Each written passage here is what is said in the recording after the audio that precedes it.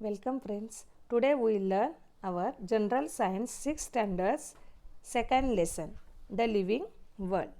Can you recall? List the things seen in the picture. Say whether they are living or non-living things. पहा या ठिकाणी तुमच्यासमोर एक चित्र दिसत आहे. या चित्रातील या विविध घटकांची यादी करायची आहे आणि ह्याच्यातील सजीव कोणतं आणि निर्जीव कोणतं हे आपल्याला ठरवायचं आहे. आता या चित्रातील तुम्हाला पटकन समजतं की त्या फॅन आहे, फॅन हे निर्जीव आहे. म्हणजे याप्रमाणे आपल्या लक्षात आलेलं असेल लिव्हिंग थिंग्स आणि non living things. Next, characteristics of living things. There are many kinds of plants and animals around us. They show some similarities and some differences. And with the help of certain features, we can tell that they are all living things. These features are not seen in non-living things. Such features are said to be the characteristic of living things. Let us study these characteristics. पहा या ठिकाणी काय दिलेलं आहे, living थिंगची जी काही लक्षणे आहेत म्हणजे सजीवांची कोणती लक्षणे आहेत हे आज या पाठामध्ये आपण बघणार आहोत. There are many kinds of plants म्हणजे आपल्या सभोवताली अनेक प्रकारचे प्राणी आणि अनेक प्रकारच्या वनस्पती आपल्याला दिसतात. मग त्याच्यामध्ये काही सेम असतात, काही वेगवेगळे असतात. आता उदाहरणार्थ आपल्या शाळेतल्या झाडांचं बघा ना, आपल्या शाळेमध्ये विविध प्रकारची झाडे आहेत. एक झाड दुसऱ्या झाडासारखं नाही आहे. म्हणजे काही झाडे कशी असतात, सेम असतात, काहींच्यामध्ये म्हणजे वेगवेगळे असतात. पण सर्व झाडे काय आहेत, लिव्हिंग थिंग्स आहेत म्हणजे सजीव आहेत. हे आपण त्यांच्या वैशिष्ट्याच्या आधारे ओळखतो. निर्जीवांमध्ये ही वैशिष्ट्ये दिसून येत नाही. मग ही वैशिष्ट्ये म्हणजे काय ते आता आपण पुढच्या पाठात पाहणार आहोत. तरीसुद्धा आपल्याला माहिती आहे की निर्जीव कसं एका ठिकाणावरून दुसऱ्या ठिकाणी जात नाही, निर्जीव हालचाल करत नाही, निर्जीवांची वाढ होत नाही. ही जी काही वैशिष्ट्ये असतात ना, ही वैशिष्ट्ये सजीवांच्या मध्ये दिसून येत नाही आणि ही जी वैशिष्ट्ये म्हणजेच ती सजीवांची लक्षणे आहेत. ओके, चला तर मग आपण पहिलं बघूया. फर्स्ट दिलेलं आहे कॅन यू टेल म्हणजे तुम्हाला सांगता येईल का.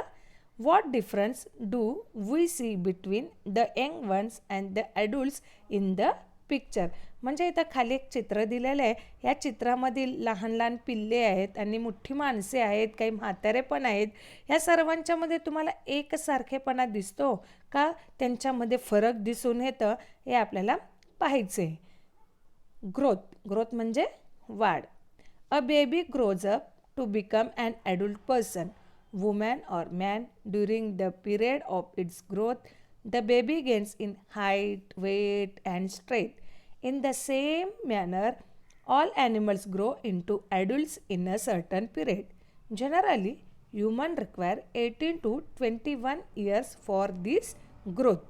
Find out how long it takes for the young ones of hens, cows and dogs to grow into adults. पहा या चित्रामध्ये आपण जर निरीक्षण केलं तर आपल्या लक्षात पटकन येईल की a baby grows up to म्हणजे बाळाची वाढ होते आणि मग नंतर बालकामध्ये रूपांतर होते, मग थोडंसं वाढ, मग शाळेत येतो, मग मोठे हायस्कूलमध्ये जातो, मग कॉलेजमध्ये जातो आणि नंतर मग त्याचे प्रौढ किंवा पुरुष किंवा स्त्रीमध्ये रूपांतर होते.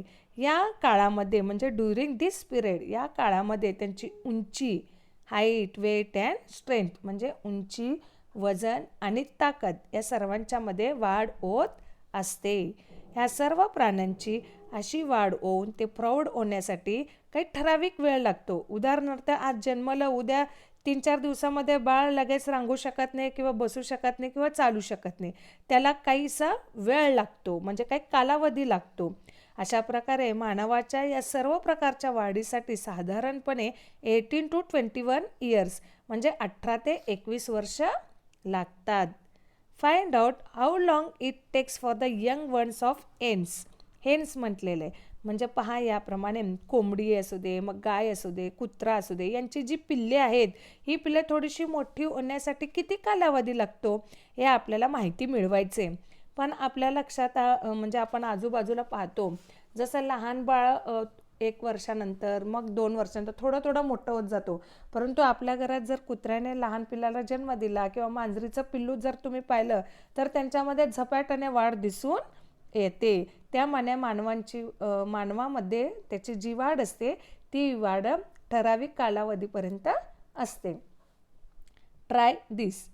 Tie a thread to the tip of a potted sapling. Keep the thread stretched and tie it to a peg or nail above the plant. What do you observe? After 10 to 15 days. हा प्रयोग आपल्याला घरी करता येत आहे. खूप सोपा आहे.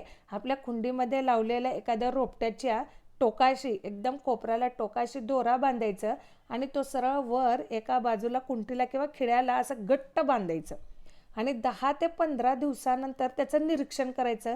काय दिसते ते पहा. What tells us that the plant has grown taller. म्हणजे वनस्पतीची वाढ होते, बरोबर आहे.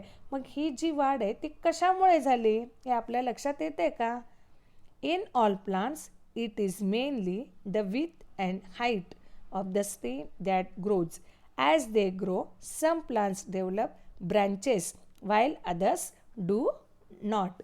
पहा, ही जी सर्व वनस्पतीमध्ये खोडाची जी जाडी जी असते आणि तिची जी उंची असते ती वाढत जाते. वाढ होत असताना काही वनस्पतींना फांद्या फुटतात तर काहींना फांद्या फुटत नाही. पहा, आता पावसाळ्याचे दिवस आहेत. आपल्या घरामध्ये सहसा आपण तुळशीचं रोपटं किंवा इतर काही रोपं आणतो या पावसाळ्याच्या दिवसात, फुलांची वगैरे. पहा, त्याचं निरीक्षण जर करत गेलं तर आपल्या घरात जे मोठी असतात ते सांगतात की थोडंसं वाढलं की त्याची जी फांदी आहे ना त्या ठिकाणी कट करा, म्हणजे त्याला अजून फांद्या फुटतात. पहा, ते तर जास्त शिकले नाही परंतु सायन्ससुद्धा त्यांना हे माहिती आहे. त्यामुळे वनस्पतींना फांद्या फुटतात आणि काहींना ती फांद्या फुटत नाही. Do all living things grow, animals grow only for a certain period. Plants on the other hand grow as long as they live. The growth of living things occurs from within the body, which means that growth occurs in all parts of the body. म्हणजे सर्व सजीवांची जी वाढ आहे ती होत जरी असली तरी प्राण्यांची जी वाढ आहे ती ठराविक काळापर्यंतच होत असते. आपण मगाशी पाहिलं की नाही, कुत्रा आणि मांजराच्या पिल्लांचं तुम्हाला उदाहरण दिले. वनस्पतींची वाढ मात्र त्या जिवंत असेपर्यंत होत असते. सजीवांची वाढ ही शरीराच्या आतल्या इंटरनल म्हणजे अंतर्भागातून होत असते, म्हणजे शरीराच्या सर्व भागाची. हा नुसतं हात मोठे डोळे आहेत असं छोटे छोटे असं कधीच नाही, म्हणजे शरीरातल्या सर्व अवयवांच्या सर्व भागांची वाढ होत असते. पहा, या ठिकाणी growth in banana and coconut trees दिलेले आहे. म्हणजे वड आणि नारळाची वाढ कशी झाली आहे ते पहा. लहान दिसते पहिल्या याच्यामध्ये आणि दुसऱ्यामध्ये थोडीशी वाढ झाली आहे. इथं वडाचं पण वड दिलेलं आहे आणि कोकोनट म्हणजे नारळाचं झाडाचं पण दिलेलं आहे. वडाच्या झाडाला त्या पारंब्या पण फुटलेल्या आहेत पहा, आणि नारळाच्या झाडाची उंची पण भरमसाठ वाढलेली दिसते. Use your brain power. What differences do you see in the growth of trees like the mango, banyan and people and that of the bamboo, coconut and toddy palms. म्हणजे पहा, आपल्याला विचार करायला सांगितलेलं आहे की मँगो ट्री म्हणजे आंब्याचं झाड, वडाचं, पिंपळाचं, बांबूचं, नारळ आणि ताड या झाडाच्या म्हणजे प्रत्येक झाडांच्या वाढीमध्ये कोणता फरक दिसून येतो. जर तुम्ही ऑब्झर्वेशन केलात तर कधी आपण गावाला वगैरे जात असताना बसमधून रेल्वेमधून आपण आंब्याची झाडे बघितलेले तर त्याचे असं डेरेदार दिसतं. वडाला तर पारंब्याच फुटलेले असतात, पिंपळाचं तसंच आहे, पण बांबू तसं नाही. बांबू सरळ वाढते, नारळाचं झाडसुद्धा सरळ उंच आणि ताड तर अजून उंच. त्यामुळे काय म्हणतात, आपल्याकडे कोणी उंचीचे दिसलं काय ताडासारखी वाढली म्हणतात, होय की नाही. अगदी तसं म्हणजे काही डेरेदार वाढतात तर काही सरळ असं उंचीने खूप उंच उंच वाढतात. Food is necessary for growth. Plants make their own food in sunlight. Plants produce food from water, nutrients in the soil and the carbon dioxide present in the air. This process takes place in the leaves of plants. It is brought about in the presence of sunlight with the help of the chlorophyll in the leaves. This process of food production is called photosynthesis. During this process, plants give out oxygen. Plants appear mainly green in color due to the chlorophyll in them. पहा या ठिकाणी एक picture आहे. Photosynthesis म्हणजे त्याची ती प्रकाश संश्लेषणाची क्रिया सूर्यप्रकाशाच्या किरणात कशी होते हे आपल्याला या ठिकाणी दिलेलं आहे. तर सनलाईट आहे, सनरेज आहेत, ऑब्झर्व चालू आहे म्हणजे ॲब्सॉर्ब करून घेत आहेत रूट्स. या ठिकाणी खाली कार्बन डायऑक्साईड सर्कलमध्ये दिलेले आहे ग्रीन पार्टिकल्स. ऑक्सिजन देते ट्रीज आपल्याला. वॉटर अँड न्यूट्रियंट्स जमिनीतून रूट्स शोषून घेते. वाढीसाठी अन्नाची आवश्यकता का आहे बघूया आपण. वनस्पती हे सूर्यप्रकाशामध्ये स्वतःचे अन्न स्वतः तयार करतात. बरोबर आहे. जमिनीतील पाणी आणि त्याच्यामधले जे मिनरल्स आहेत, न्यूट्रियंट्स आहेत, हे सर्व पोषक तत्वे आणि हवेतील कार्बन डायऑक्साईड बरोबर हे याच्या मदतीने ही अन्ननिर्मिती क्रिया घडत असते. आणि ही प्रक्रिया या ठिकाणी दिसते वनस्पतीच्या पानांमध्ये होत असते.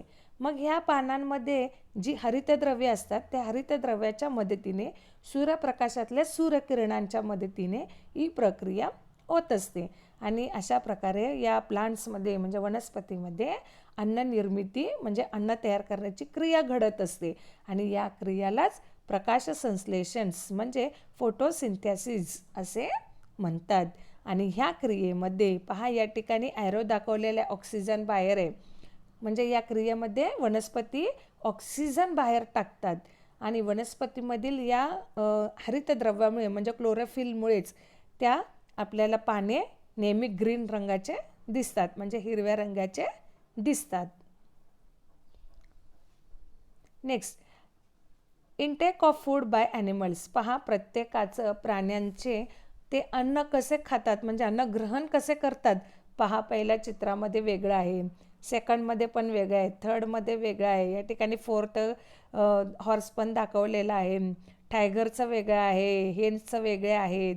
या ठिकाणी किंगफिशर बघा त्याच्या चोंचीमध्ये फिश कसं पकडलेली आहे हो की नाही. Animals however do not have chlorophyll. They do not produce their own food. They search for food. Animals such as goats, sheep, horses eat grass, while wild animals such as tigers and lions meet their need for food by hunting other animals which live on plants. पहा आपण पाहिलो मगाशी की वनस्पतीमध्ये सूर्यप्रकाशाच्या किरणाने हरितद्रव्याच्या मदतीने अन्न निर्मिती होते. पण प्राण्यांमध्ये हरितद्रव्य नसते. प्राणी स्वतःचे अन्न स्वतः तयार करत नाही तर ते त्यांच्या अन्नाचा शोध घेतात. शेळी, मेंढ्या, घोडा यासारखे जे प्राणी असतात ते प्राणी गवत खातात. पण लायन आणि टायगरसारखे जे जंगली प्राणी असतात ते या वनस्पतीवर जगतात ना त्या प्राण्यांचीच ते शिकार करतात. आता वनस्पतीवर जगणारे जे जे प्राणी असतात मग काही असू दे ते शेळी, मेंढी, घोडा किंवा इतर कोणतेही प्राणी असू दे जे ग्रासवर जगतात, जे वनस्पतीवर जगतात, अशा वनस्पतीवर जगणाऱ्या त्या प्राण्यांची ते शिकार करतात आणि स्वतःची अन्नाची गरज भागवितात. The intake of food and the resultant growth is an important characteristic of living things. म्हणजे अन्न ग्रहण करणे आणि त्याच्यामुळे जी वाढ होते हेच सजीवाचे मुख्य लक्षणं आहे म्हणजे सजीवांची ही वैशिष्ट्य आहे. Observe and discuss. पहा आपल्याला निरीक्षण करायला सांगितलेलं आहे. या ठिकाणी अ लीफ ऑफ अ प्लांट दिलेलं आहे म्हणजे वनस्पतीचं एक पान त्यांनी दुर्बिणीच्या खाली धरून मोठ्या स्वरूपामध्ये त्याचं ग्राफ घेतलेलं आहे. रेस्पायरेशन म्हणजे श्वसन संस्था. First, hold your hand in front of your nose और keep your hand on your chest. What do you feel. हे आपल्याला माहिती आहे जेव्हा स्वतःच्या नाकासमोर आपण हात धरतो किंवा छातीवर हात ठेवतो तर आपल्याला काय जाणवते आपल्याला माहिती आहे. Second, if we observe a sleeping dog what movement of its belly do we see. म्हणजे एखादा कुत्रा झोपलेला असेल तर पहा त्या झोपलेल्या कुत्र्यामध्ये पोटाची अशी हालचाल दिसून येते, पण ती कोणती हालचाल दिसून येते हे तुम्ही पहा. Living things need oxygen in order to live. Inhaling oxygen and exhaling the carbon dioxide formed in the body due to the use of oxygen is called respiration. Animals such as fish, snake, mouse, etc. have specific organs for respiration. On the other hand, plants respire by means of microscopic pores on their stems and leaves. पहा या ठिकाणी काय सांगितलेलं आहे, living things need oxygen. आपल्या सर्व सजीवांना आपल्याला जगण्यासाठी ऑक्सिजनची आवश्यकता असते. ऑक्सिजन शरीरात घेणे आणि मग त्याच्या वापरातून शरीरात तयार झालेला जो कार्बन डायऑक्साईड असतो तो एक्झेलिंग म्हणजे तो बाहेर सोडणे, यालाच आपण श्वासोच्छवास, श्वास घेणे आणि उच्छवासातून सोडणे या श्वासोच्छवास क्रिया म्हणतात आणि ह्यालाच आपण श्वसन असे म्हणतो. ओके, म्हणजे श्वसन कशाला म्हणतात ते लक्षात आलं असेल. ऑक्सिजन घेणे आणि शरीरात तयार झालेला आणि उच्छवासातून बाहेर पडणारा तो कार्बन डायऑक्साईड वायू बाहेर सोडणे याला श्वसन म्हणजे रेस्पिरेशन असे म्हणतात. उदाहरणार्थ मासा, साप, उंदीर, हळी, झुरळ, कॉकरोच हे जे आहेत एक्सेट्रा, म्हणजे याच्याशिवाय इतर हे जे प्राणी आहेत त्या प्राण्यामध्ये श्वसनासाठी ठराविक इंद्रिय असतात. आपल्यासारखं त्यांना नाक असतं का? नाही. त्यांच्याकडे जो इंद्रिय असतो त्या इंद्रियाच्या मार्फत त्याचे होतात. आपल्याला हे चित्रातून पण दिसत आहे. या ठिकाणी पण फिश दिसते, आपल्यासारखं नाक आहे नाही, तर त्यांना काय गिल्स आहेत म्हणजे कल्ले. कल्लेद्वारे श्वसन व्यवस्था त्यांची चाललेली असते. आणि आपल्याला काय आहे? नोज, म्हणजे आपण नाकाद्वारे श्वासोच्छवासाची क्रिया आपली घडत असते. वनस्पती वनस्पती त्यांच्या खोड आणि पानावरील जी सूक्ष्म छिद्रे असतात या छिद्रावाटे श्वसन करतात. वनस्पतीचं श्वासोच्छवास क्रिया कशी घडते त्यांची श्वसन, की खोड आणि त्या पानांवरील जी छिद्रे असतात या छिद्रांमार्फत त्यांचं श्वसन चाललेलं असतं. म्हणजे respiration is a characteristic of living things. म्हणजे आता नेक्स्ट काय झालं? श्वसन हे सुद्धा सजीवाचं एक लक्षण आहे, म्हणजे एक वैशिष्ट्य आहे. Can you recall? थोडंसं आपण आठवूया. Is all the food we eat use by the body? म्हणजे आपण जे खातो ते सर्व खाल्लेला सर्व अन्नाचा शरीरात उपयोग होतो का? What is the unused part of food converted into? म्हणजे निरुपयोगी जे अन्नपदार्थ आहेत या निरुपयोगी अन्नपदार्थाचे कशामध्ये रूपांतर होते? चला नेक्स्ट बघूया. Excretion.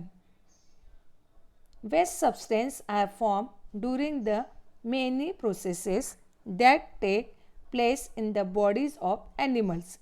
These are called excretion and the process of eliminating them from the body is called excretion. Animals have specific organs for excretions. Plants too excrete. For example, some plants shed leaves in a specific season. Waste substances stored in the leaves of plants are shed along with the leaves. म्हणजे उत्सर्जन क्रिया. उत्सर्जन म्हणजे waste आपल्या शरीरातलं. म्हणजे प्राण्यांच्या शरीरात होणाऱ्या अनेक क्रियांपासून जे निरुपयोगी आहेत, ज्याचा आपल्या शरीराला उपयोगी नाही, टाकाऊ असे जे तयार होतं त्यांना आपण उत्सर्ग असे म्हणतो. म्हणजे आपण लघवी वाटे, संडास वाटे जे बाहेर पडतात ते हे उत्सर्ग शरीराबाहेर टाकण्याची जी क्रिया असते त्या क्रियेलाच मराठीमध्ये उत्सर्जन आणि एक्सक्रेशन असे म्हणतात. या प्राण्यांमध्ये उत्सर्जनाचे विविध अवयव असतात. प्रत्येकाचं त्याचं ऑर्गन्स वेगवेगळं असतं. वनस्पती देखील सुद्धा उत्सर्जन करतात. उदाहरणार्थ काही वनस्पतींची पान विशिष्ट ऋतूमध्ये पानगळ होते. आता आपण बघतो आपल्या शाळेत सुद्धा बघा, एकही पान राहत नाही झाडावरचं. पानगळ म्हणजे सर्व पाने झडून जाणे, म्हणजे सर्व एकही पान नसण्यासारखं ते झाड एकदम वृक्ष असं दिसते. परंतु श्रावण महिना जसा सुरू झाला किंवा पावसाळा सुरू झाला की पुन्हा त्याला पालवी फुटायला लागते आणि पुन्हा नवीन पाने यायला लागतात. हो की नाही. म्हणजे या वनस्पतीच्या जे पानांमध्ये साठलेलं जे उत्सर्ग असतं ते या पानांबरोबर गळून पडतात. म्हणजे नको असलेलं वेस्टेज जे आहे ते या पानाच्या मार्फत खाली जमिनीवर पडतात, म्हणजे ते गळतात. आता एक नवीन प्रयोग आहे, try this. Take a transparent plastic bag, tie it over a leaf of a plant as shown in the picture. Observe it after 6 to 7 hours. What do you see? खूप सुंदर आहे, तुम्हाला एक घरी करता येईल. एक प्लास्टिकची पारदर्शक पिशवी घ्यायची, आपली कॅरी बॅग घ्यायची, त्या चित्रामध्ये दाखवल्याप्रमाणे वनस्पतीच्या फक्त एका पानावरती बांधायची आणि 6 ते 7 तासानंतर निरीक्षण करायचं की काय दिसतं.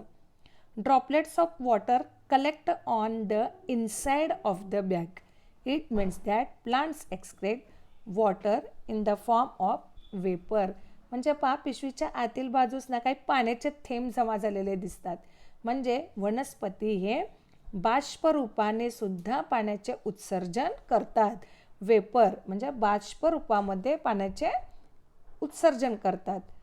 Excretion is a characteristic of living things. Excretion म्हणजे उत्सर्जन. आता थर्ड काय झालं? उत्सर्जन. फर्स्ट काय होतं? ग्रोथ. नेक्स्ट काय होतं? रेस्पायरेशन. आणि थर्ड काय? एक्सक्रेशन. म्हणजे याप्रमाणे ही सजीवाची तिसरी लक्षणं आहे. Use your brain power. पहा, आपल्याला थोडंसं डोकं चालवायला सांगितलं आहे. What is the sticky substance seen on the stems of the babul or drumstick trees. बाबूळ जे बाबळ्याची झाडं भरपूर दिसतात. शेवगा या वनस्पतीच्या खोडावर एक चिकट असा पदार्थ दिसत असतो. तो पदार्थ काय आहे हे पाहायला सांगितलेले. त्यानंतर इथं 2.9 मध्ये पहा, प्लॅस्टिक कॅरीबॅगमध्ये ते पान कसं लावलेलं आहे आणि आतल्या बाजूस बघा असं डॉट डॉट डॉट्स दिसतात नाही, ते ड्रॉप्स आहेत. म्हणजे बाष्पीभवनचं वेपर आहेत ते, water vapour. Observe and discuss. Have you experienced this? What happened immediately after the following actions? First, light flashed suddenly into your eyes. Second, suddenly you felt a pinprick. Third, the leaves of the mimosa plant were touched. Fourth, at sunset, lamps on the street or courtyard are lit and insects gather around the lamps. पहा, या ठिकाणी काय म्हणलेलं आहे की हे आपल्याला तुम्ही एक्सपिरियन्स घेतलं का, की तुम्ही काही अनुभव घेतलं का, की काही क्रिया घडल्यानंतर काहीतरी बदल जाणवते आपल्यामध्ये तत्काळ, इमिजिएटली, म्हणजे लगेच जाणवते. उदाहरणार्थ, आपण डोळ्यावर अचानक प्रकाश पडला तर काय करतो आपण? आपला हात डोळ्यासमोर घेतो, बरोबर, किंवा डोळे मिचकावतो. सेकंड, हाताला अचानक कुणीतरी असं चिमटा काढला किंवा टाचणीनं अशी टोचली, लगेच आपण हात आपला बाजूला घेतो. आणि मिमोसा प्लांट म्हणजे लाजाळू, लाजाळूच्या पानांना पहा, असं टच केलं की ती सर्व पानं एकत्रित होतात. आणि फोर्थ, ॲट सनसेट म्हणजे दिवस मावळ्यानंतर अंगणातील किंवा रस्त्यावरचे जी विजेचे दिवे आहेत ते दिवे लागल्यावर पहा, त्याच्या भोवती सगळे छोटे छोटे कीटक जमा होतात. या गोष्टी तुम्ही निरीक्षण करा. ओके, चला, आज आपण या व्हिडिओमध्ये इथंपर्यंत आज आपण अभ्यास केलेला आहे. याचा पुढचा अभ्यास आपण पुढच्या व्हिडिओमध्ये बघूया. Okay, thank you.